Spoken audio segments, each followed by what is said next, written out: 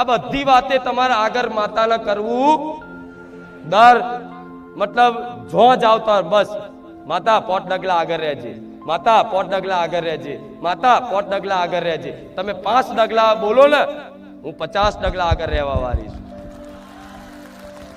પહેલાના યાત્રા કરવા જતા અત્યારે જાવ છો તો હમણાં 2-4 ઘટનાઓ મોટી મોટી જોઈને એટલે બધા ભગવાન માતાજી વધારે હોંભર્યા. હમણાં પેલું પ્લેન ક્રેશ થયું અને એ બધું જોયું ને એટલે માણસો પ્લેનમાં બેહવા વાળા વીઆઈપી લોકો તે હે રામ હે માતાજી અમને સુરક્ષિત અમને પહોંચાડી દેજો. તો પહેલા નતા હુજ્યા રામ? આ શું ખોટું? આ બધો પ્રકોપ ને આ બધું જોવા ના મળતું હોય તો માણસ ભગવાનને ભૂલી જાય. ભગવાન એટલે જ દુઃખ મૂકી રાખે છે, માતા એટલે જ દુઃખ મૂકી રાખે છે કે દુઃખી હશે ને તે એક વાર તો ઉપર જોશે કે હે ભગવાન થઈ જાય કે નહીં, આવું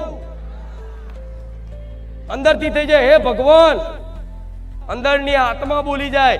જેમ કે આત્મા ભગવાનને પોકારે છે, આત્મા ભગવાનનો સહારો માંગે છે અને તમે શરીર રૂપી સંસારનો સહારો માંગો છો. મને કોક આપે તો હું સુખી થઈ જાઉં, કોકના સહારે જીવન જીવન ગોડા. આ દુનિયા એવી છે કોઈના સહારે જીવન કાઢશો ને, કોઈના ભરોસે મૂકશો ને તો કોઈ કોઈનું નહીં આ સંસારમાં. નહીં થાય. તમારો ગમે તેવો લાડકવાયો દીકરો હશે ને, દીકરો એ તે મોટો થશે અને મોટો થયા પછી હારી જો પત્ની આવી હારી જગ્યાએ પરણાયેલો ને એ તે પત્નીનો થઈ જાય, એની માને કાઢી મેલે એનું હોભરી. નહીં જોતા આ બધું વૃદ્ધાશ્રમમાં? તો તમારે જવું છે, તમારે જવું છે. હા તો ના જવું હોય ને, એ વૃદ્ધાશ્રમમાં ના જવું હોય અને વેદના ના જોવી હોય, ના વેઠવી હોય તો અત્યારે તમારા ઘેર હયાતમાં જે મા બાપ છે, માતા પિતા છે ને, એમની સેવા કરી જોણજો. એમને ભગવાન મોની એમની સેવા કરી. ભલે એમનો સ્વભાવ ગમે તેવો હોય, ભલે તમારું હારું ના ગાતા હોય, હારું ના રાખતા હોય, છતાંય દીકરાનું કર્તવ્ય છે કે માતા પિતાની સેવા કરવી. તો ભગવાન રાજી રહે, તો માતા રાજી રહે. પણ આજે ઘરના માતા પિતા રોતા હોય, ઘરના માતા પિતા ભગવાનને પ્રાર્થના કરતા હોય મારો દીકરો મને બહુ હેરાન કરે, માતાને પ્રાર્થના કરતા, એ દીકરો મોટી મોટી જગ્યાએ માનતાઓ રાખે. ચાઈ માતા જા, ભગવાન તમારી માનતા પૂરી કરે. ઘેર છે એને હાચવી દો, એની સેવા કરી દો, ભગવાન તારા ઘેર આવશે, માતા તારા ઘેર હોમા પગલે આવશે. કરી દો સેવા. પણ ના, કોઈને એ નહીં દેખાતું. બધાને બસ કોક કરી આલે તો હારું, કોક કઈક આપી દે તો હારું. આમાંથી આટલા વર્ષો તો કાઢ્યા અને હજુ આટલા આગળના વર્ષો ના કાઢવા હોય, ના બહુ વેઠવું હોય ને. અને મારી વાતો આજકાલની નહીં કે 2-4-6-12 મહિનાની સુખી થવાની નહીં, કાયમ માટે સુખી થવાની વાતો છે મારી. જો સમજી જાવ તો, જો સ્વીકારી લો તો. તમારી ઘેર તમારા મા બાપ હોય ને અને તમને એવું લાગે ને કે મેં મારા બાપને ધક્કો મારી દીધો તો, મેં મારા બાપને ગુસ્સા લાફો મારી દીધો તો શી ખબર એ બાપને લાફો મારવાથી, એ બાપને ગુસ્સો કરવાથી જ તું પીડા ભોગવતો હોય, શી ખબર. અને આ વાતે જો દેખાય ને સ્પષ્ટ પોતાનો ગુનો, પોતાની ભૂલ, તો એ બાપ ભલે ગમે તે હોય એના પગે લાગીને કહેજો ભૂલ ચૂકતી મારાથી કઈ વાણી નીકળી જેવું હોય ને બોલાઈ ગયું હોય મને માફ કરજો. આ તો 12 મહિને લોકોને પગે લાગતા જોરાવ. શું કેવું કહો?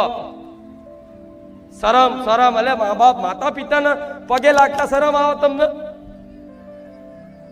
અને ભુવાને પગે લાગવાના હોય તો આખા લોબા હોટ થઈ જાય. એનાથી ઉંમરમાં નાનો હોય તોય. આ શું ખોટું? એના દીકરાના જેટલો ઉંમરનો ભૂવો હોય ને તો એના લોબો હોટ થઈ જાય, આખો દૂર વાળો ના કે દૂરનું ચોટાય. પણ જો એટલો દંડવત ખાલી માતા પિતા થઈ ગયો હોત ને તો હારા હારા કર્મો ધોવાઈ જાત, હારા હારા પ્રારબ્ધ કપાઈ જાત. અને ગમે તેવું દેવ દુઃખ હોત કે ગમે તેવું કોઈ કરી નાખ્યું હોય ને તો એ સેવામાં એ સામર્થ્ય માતા પ્રસન્ન થઈ જાય આપે રૂપે કે દીકરા એનું ધર્મ નિભાવ્યું, એનું કર્તવ્ય નિભાવ્યું. અને અસલ કર્તવ્ય એ જ પૂજા છે. તમારું કર્તવ્ય એ જ અસલ પૂજા છે. આ દીવાબત્તી પૂજા પાઠ ધૂપ ધુમાડા તો છે ને એ ખાલી ઉપાસનાની એક પદ્ધતિ છે કે ભગવાન માતાજી સુધી તમારી પ્રાર્થના પહોંચાડવા માટે દીવો કરવામાં આવે. અગ્નિદેવ સંદેશા વાહક દેવ કહેવાય. અગ્નિદેવ શું કહેવાય? તમારો સંદેશો ભગવાન સુધી પહોંચાડવાનું કામ કોનું? અગ્નિદેવનું. પેલા હવનો કરતા રાક્ષસોના ત્રાહિમામથી તો ઋષિ મુનિ હવન કરા અને એવી આહુતિઓ આલે, અગ્નિની જ્વાલા એવી ઊંચી ઊંચી થાય અને જ્વાલાથી એ મંત્રોના પ્રભાવથી અગ્નિદેવ ભગવાન સુધી સંદેશો પહોંચાડે કે આ જગ્યાએ તમારું સ્મરણ થાય, તમારું હવન થાય છે, ભગવાન જાઓ તમે. લગ્નમાં બે ફેરા ફરતા હોય ત્યારે અગ્નિની સાક્ષી, મરી જાય તોય અગ્નિની સાક્ષી. આ શું ખોટું? કોઈ ખારો પ્રસંગ હોય, ઘર નવું હોય તોય અગ્નિદેવને પ્રગટાવવા પડે, બિરાજમાન કરવા પડે. તો અગ્નિદેવ શું છે? સંદેશાવાહક દેવ છે. તો એટલે દીવો કરવામાં આવે છે. અગરબત્તી કેમ કરો? અગરબત્તી એટલે કરવામાં આવે છે કે વાતાવરણનું શુદ્ધિકરણ થાય. અગરબત્તી હારી સુગંધ વાળી, આમાં ફેવરો ગુગળ વાળી કે ગુલાબની કે મોગરાની, તો હારું સુગંધ આવે ને સકારાત્મક ઉર્જા થાય, નકારાત્મક ઉર્જા દૂર થાય અને સકારાત્મક ઉર્જાનો સંચાર થાય. તમારું મન શાંત થાય સુગંધથી, અને સુગંધથી મન શાંત થાય. તમે જે પ્રાર્થના કરો એ માતાજી સુધી પહોંચે અને મનની વાત જ માતાજી સુધી પહોંચાડે, અવાજ ના પહોંચે. આ શું ખોટું? ગુગળનું ધૂપ શેના માટે છે? માતાજીને કરવા ખાતર. ગુગળનું ધૂપ શું માતાજીને સુગંધિત કરીએ કે? અરે એ તો પોતે જે ફૂલોમાં સુગંધ નહીં, એ મારી માતાના સુગંધ છે. આ ગુલાબની સુગંધથી શું થાય? ના, મારા જેવી માતા તો પહેલેથી સુગંધિત હોય. પણ એ બધી ઉપાસના પદ્ધતિ તમારા માટે છે કે કંઈક કરતા બસ મન લાગે અને મનની વાત પહોંચે છે, અવાજ નહીં પહોંચતો. અને તો રડીને અવાજ પહોંચાડો. માડી માડી એટલે માડી માડી મનમાં બોલ, રડવાની જરૂર નહીં. અહીં રડશો તો કોઈ સેવક નહીં હોભરે છે. એમ કે બેન રડી લો પેલા, તમે શાંતિથી એક બાજુ રડી લો પછી તમારી વાત હોભરી. આ શું ખોટું? અહીં રડતા રડતા માડી હું બહુ દુઃખી છું, હું કંઈક વાત કહું ને તો એના સંભળાય ને દુઃખમાં રોજ તે. હું કહું શું કીધું તને? માડી ફરી નેચે જઈને પૂછે, માડી શું કીધું તમે? પતી ગયું? એટલે હું તો કહું રડવાની જરૂર નહીં. રડવું હોય તો રડવું આવતું હોય ને બહુ દબાઈ રાખો. એકલા છે ને એકલા, કોઈ ના હોય ઘેર એકલા હોય ને મઠમાં બેહીને દરવાજો વાંકીને રોઈ લેજો તમારી માતાના આગળ. રોઈ લેજો, હું માતા કહીશ. એટલી શાંતિનો અનુભવ થશે કે દુનિયામાં શાંતિ ક્યારે તમે એવી જોઈ નહીં હોય, એક વખત આહુડા નાખવાથી માતાની આગળ. આ શું ખોટું? પણ ના, એવું તો ચોક કોઈને આવડે. બસ કંઈક કરી આલો. દર રવિવારે આજે નંબર આવી જાય, સ્ટેજ ઉપર જતો રહો, માડીને કંઈક પૂછી લઉં. અલ્યા શું પૂછશો? પણ શું પૂછશો કહો? હું બધાને કોક બોલો પૂછો, હેડો તમારે શું પૂછવું? તો ચાલુ કરશે, મારી મારો દીકરો મારું માનતો નહીં, મારી મને આ તકલીફ છે, મારી મને આ તકલીફ છે. અને પૂછી નહીં તે બહાર જઈને ભલે આ તો રહી ગયું કે. તો આ બધી તકલીફો શું મારી કહેવાની જરૂર છે? ઘેર બેઠા લોકોની માનતાઓ પૂરી કરતી હોય, જે બારેજા ધામ નહીં આયા, ખાલી વિડીયો જોવે અને મનથી પ્રાર્થના કરે કે આ બધાના કામ થતા હોય અને મારું કામ થઈ જાય તો હું માં તારા રવિવાર આવી અને તારી આ માનતા પૂરી કરીશ. એ એક બધા રવિવાર ના આવ્યો હોય તો ઘેર બેઠાની માનતા પૂરી કરી આલું છું. તો તમે તો અહીં આવો છો, મારી નજર હોમે હું જોઉં છું, અહીંથી જો